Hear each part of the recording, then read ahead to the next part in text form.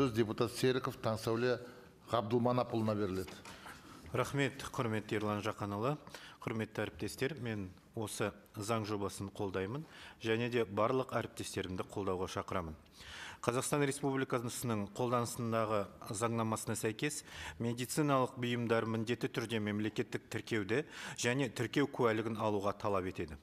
Тіркеу бұйымдары және дәрілік заттарды Қазақстанның барлық аумағына әкелуге, өткізуге және пайдалануға құқық береді.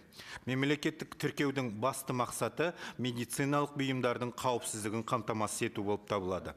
Атап өткендей, ратификациялау мүше мемлекеттің заңнамасының талаптары бойынша медициналық бұйымдарды тіркеу мерзімін 2025 жылға дейін ұзарту көздейді.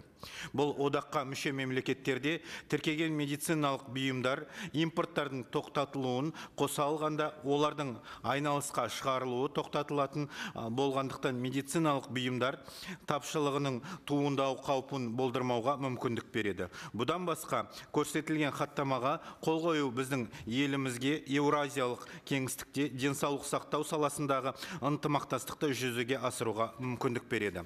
Хаттама Қазақстан Республикасының ұлттық мүддесіне және халықаралық құқықтық нормаларға қайшы келмейді.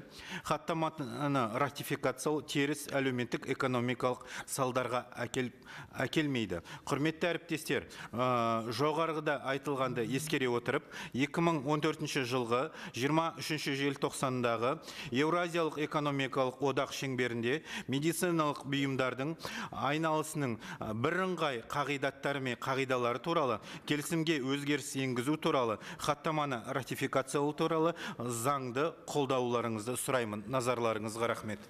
Рахмет. Талқылауға қатысатын басқа депутаттар жоқ. Талқылау барысында осы заңды қабылдау жөнінде ұсыныс келіп түсті. Қарсылық болмаса, осы ұсынысқа дауыс берулеріңізді сұраймын.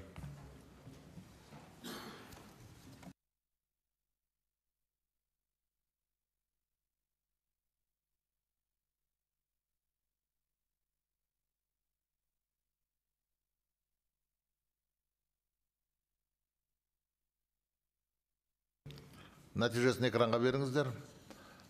Қатысып отырғандар 89 депутат, жақтағандар 87 депутат, қалыс қалғандар 2 депутат. Сонымен шешім қабылданды.